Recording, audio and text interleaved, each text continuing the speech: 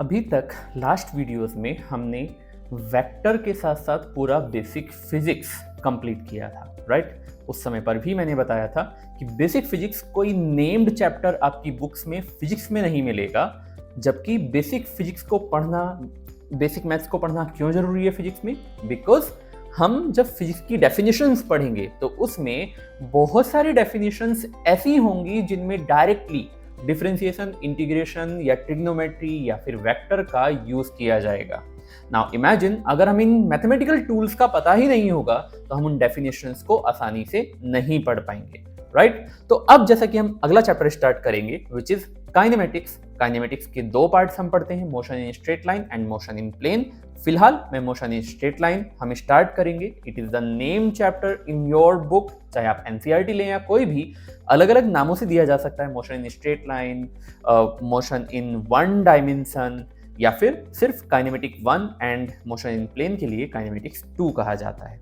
ठीक है, so start करते हैं और देखते हैं कि किस तरह से मैथमेटिकल टूल्स का, या स्पेशली जितना चीजें हमने पढ़ी, trigonometry, differentiation, integration and vector of course, इन सब चीजों का किस तरह का यूज हम बेसिकली करते हैं फिजिक्स में। क्यों इस टॉपिक को पढ़ना एक्सट्रीमली इंपॉर्टेंट बताया जाता है, क्यों ऐसा कहा जाता है कि अगर आपको बेसिक मैथ्स नहीं समझ आया, अगर आप बेसिक मैथ्स में वीक हैं, तब समझ लीजिए कि आपको फिजिक्स समझ में नहीं आने वाला। आप खाली उसको रट तो पाएंगे बट अंडरस्टैंडिंग डेवलप नहीं होगी। तो देखते हैं कि किस तरह से हम बाकी के टॉपिक्स पढ़ते हैं, बाकी के चैप्टर्स पढ़ते हैं। So let's start now kinematics. तो काइनेमेटिक्स का पहला पोर्शन जो कि मोशन इन वन डायमेंशन है, उसकी पहली हेडिंग हमारे पास होती है जो कि वेक्टर फॉर्मेट में ही आपको दी जाएगी, नेम्ड एज पोजीशन वेक्टर। ठीक, अगर मुझे पोजीशन वेक्टर पढ़ना है तब क्या होगा? तो समझ सकते हो, बहुत ही बेसिक सी बात है। क्या है पोजीशन वेक्टर? नाम में ही खुद दिख रहा है, position and vector means a vector which describes the position of a point. Point की जगह पर कोई ऑब्जेक्ट भी हो सकता है, राइट। एक ऐसा वेक्टर जो कि डिस्क्राइब करता है किसी पॉइंट की पोजीशन को, ऑब्वियस है, with respect to a reference, with respect to a reference point. एक रेफरेंस पॉइंट के रेस्पेक्ट में एक पॉइंट की पोजीशन को बताना। देखिए ऐसा ही क्यों भाई, पोजीशन वेक्टर अगर हम बात करें तो ये सिर्फ इतनी सी बात होती है। इमेजिन योरसेल्फ कि आप एक ओपन ग्राउंड में हैं, राइट।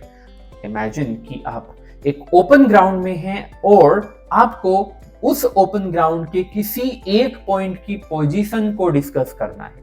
तो आप किस तरह से उस पोजीशन को बताएंगे?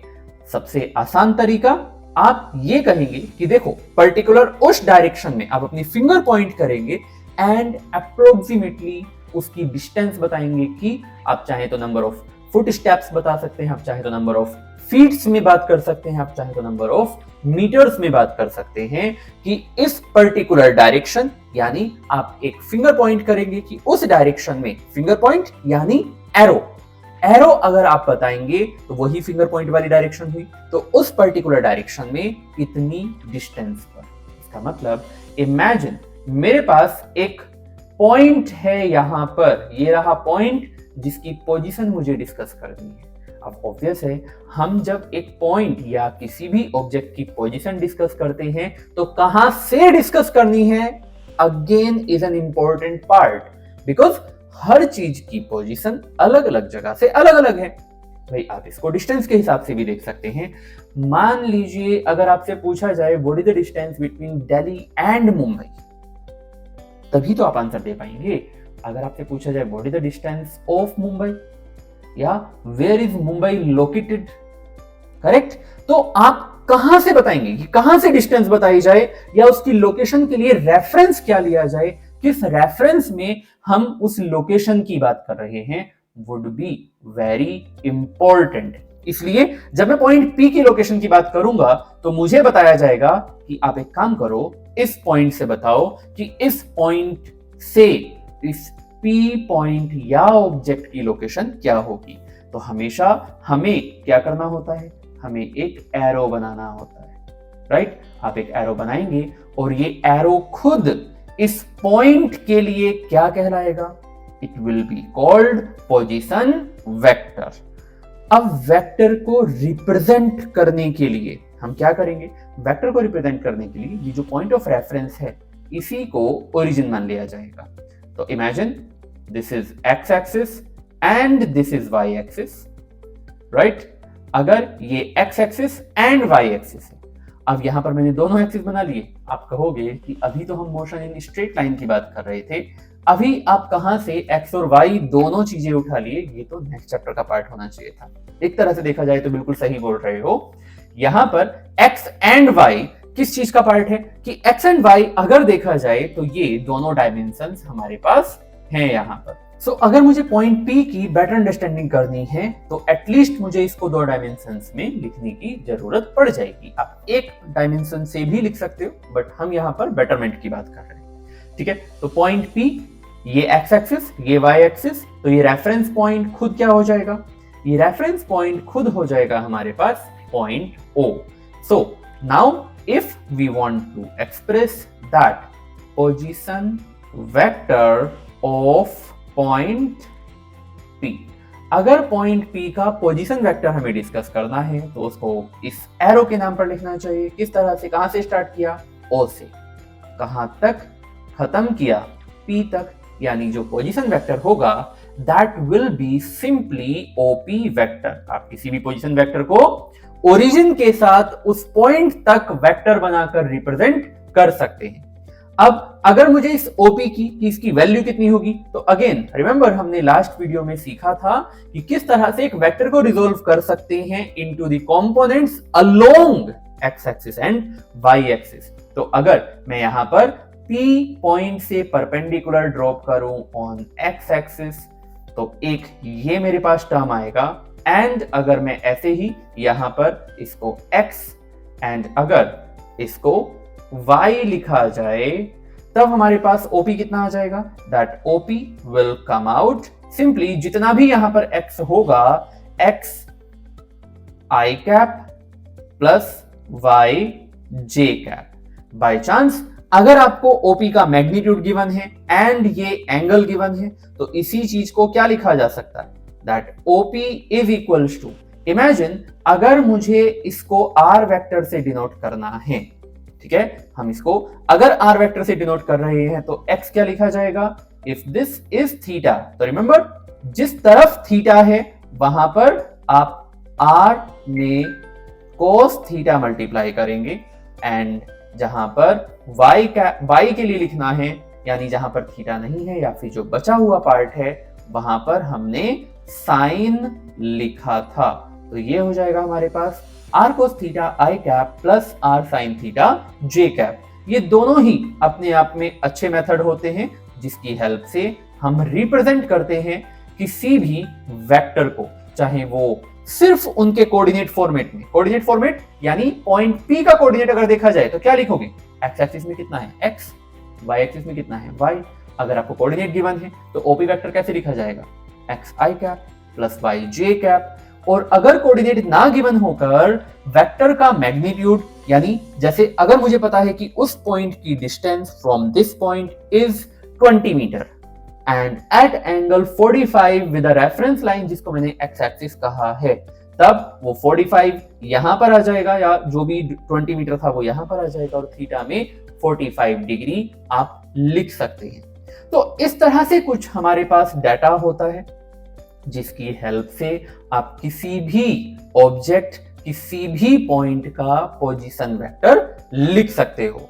इसको अगर मैं और इलैबोरेट करूं, यानी अगर हम 3 डायमेंशन में चले जाएं तो क्या लिखा जाएगा, for a point with coordinate x, y, z।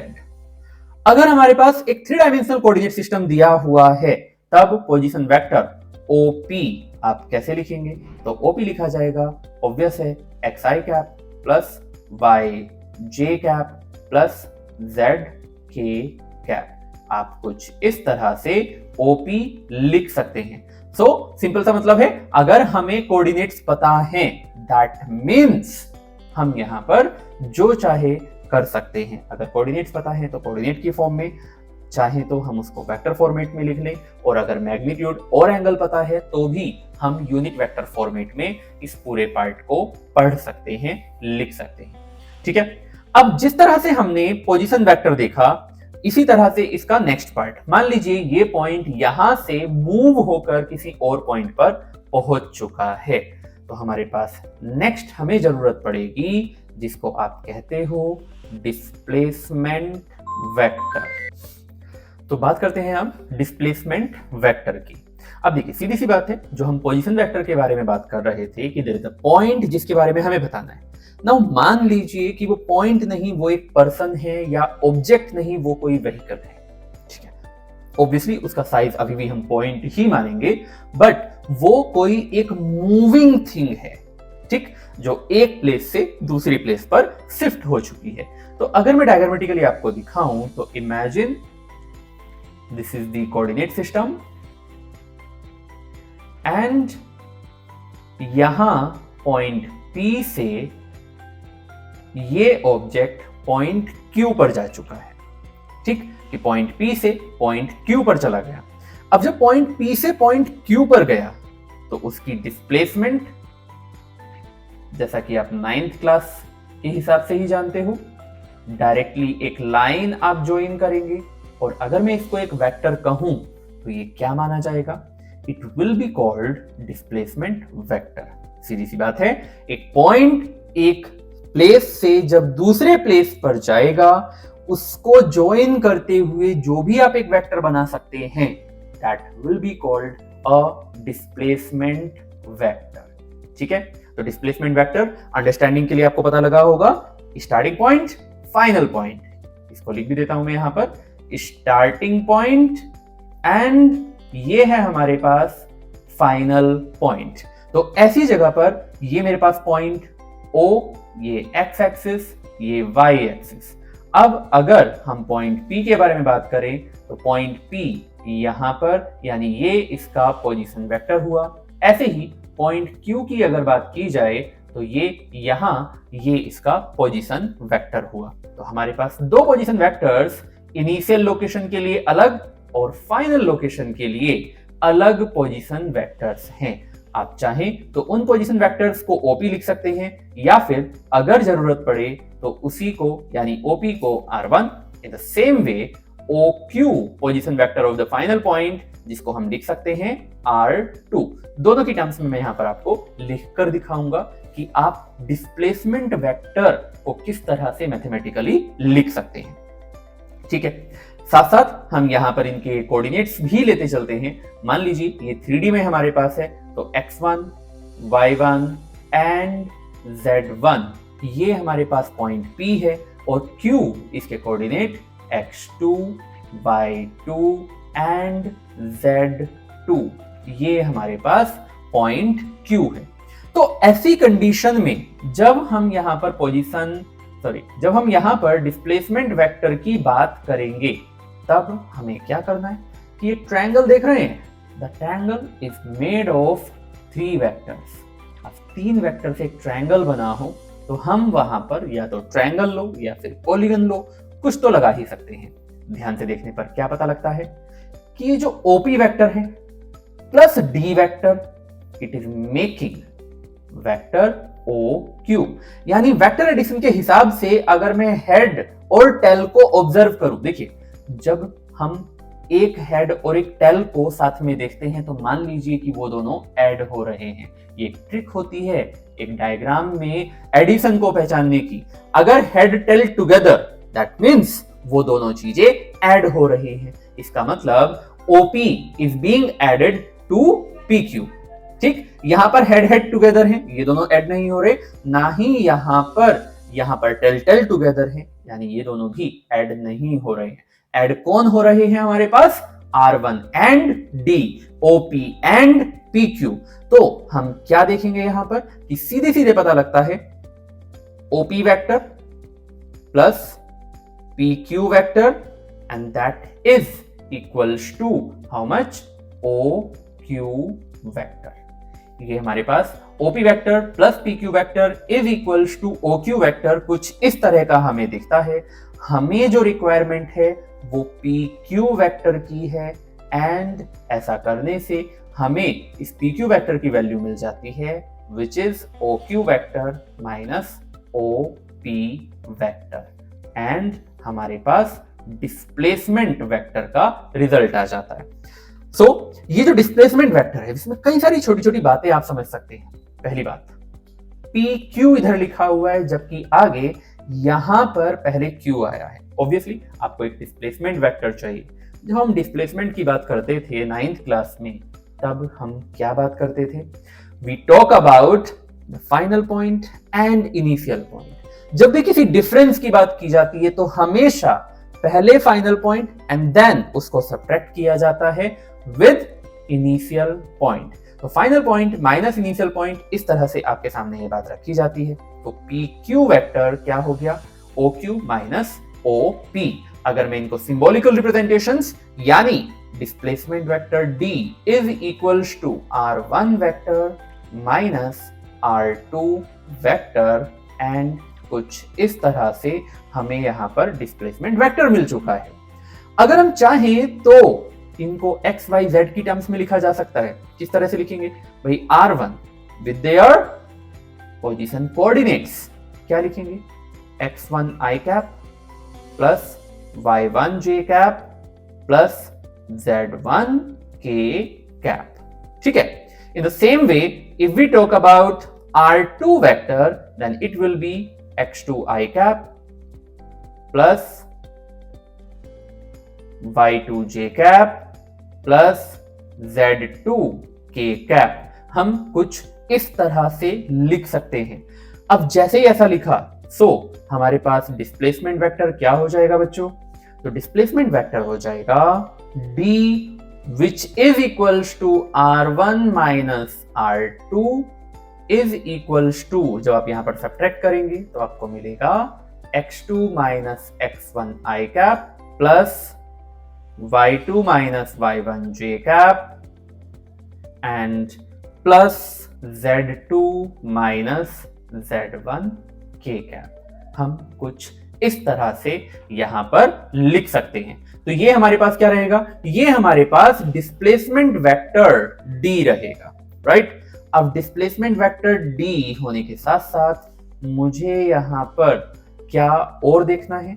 इस डिस्प्लेसमेंट वेक्टर का मैग्नीट्यूड कितना होगा। ठीक है, इस डिस्प्लेसमेंट वेक्टर का मैग्नीट्यूड कितना होगा? तो जब भी आई कैप जे कैप के कैप के साथ में आपको वेक्टर दिया जाता है उसका अगर आपको मैग्नीट्यूड लिखना है तो क्या मैग्नीट्यूड होगा? देखिए आई कैप जे कैप के कैप ये कैसे कंपोनेंट्स है? रेक्टेंगुलर कंपोनेंट्स की फॉर्मेट में लिखना है।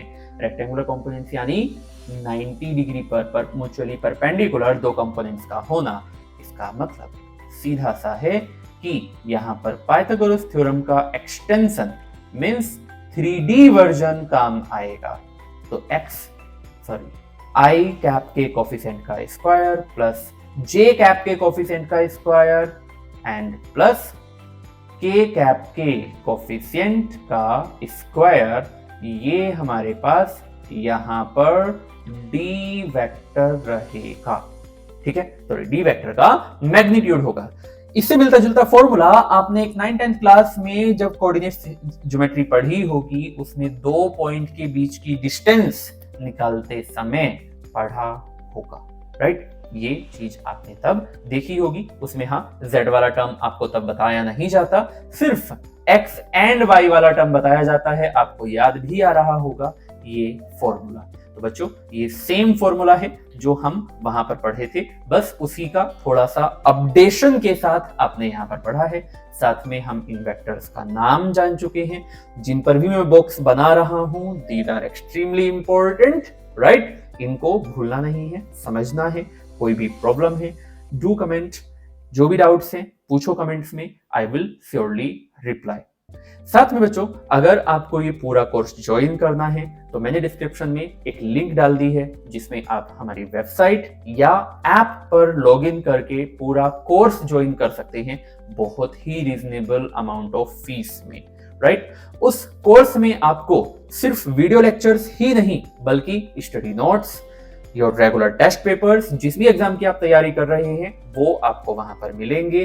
साथ में मेरी पर्सनल गाइडेंस वहां पर रहेगी। टाइम टू टाइम आप वहां पर लेक्चर्स अटेंड कर सकते हैं, लाइव लेक्चर्स आपको मिल जाएंगे, राइट। तो do explore that also, links in the description, do check them out. So देखते हैं क्वेश्चन बेस्ड ऑन डिस्प्लेसमेंट। बहुत ही बेसिक सा है, ऑब्वियस है, इस तरह के क्वेश्चंस हमसे एग्जाम्स में नहीं पूछे जाते, बट हाँ ऐसे क्वेश्चंस हमें किसी भी क्वेश्चन में यूज करने के लिए दिया जा सकता है। क्या है क्वेश्चन हमारे पास? If Sameer moves from point A having position vector 3i cap plus 2j cap plus 5k cap to point B having position vector 6i cap plus 3j cap plus 7k cap, what is the displacement vector? उसका displacement vector क्या है? तो हमें कुछ नहीं करना, यहाँ पर सीधे सीधे जो फॉर्मूला था सिर्फ उसमें वैल्यू प्लेस करनी है। यानी जब हम समीर का डिस्प्लेसमेंट वेक्टर निकालेंगे तो वो क्या होगा?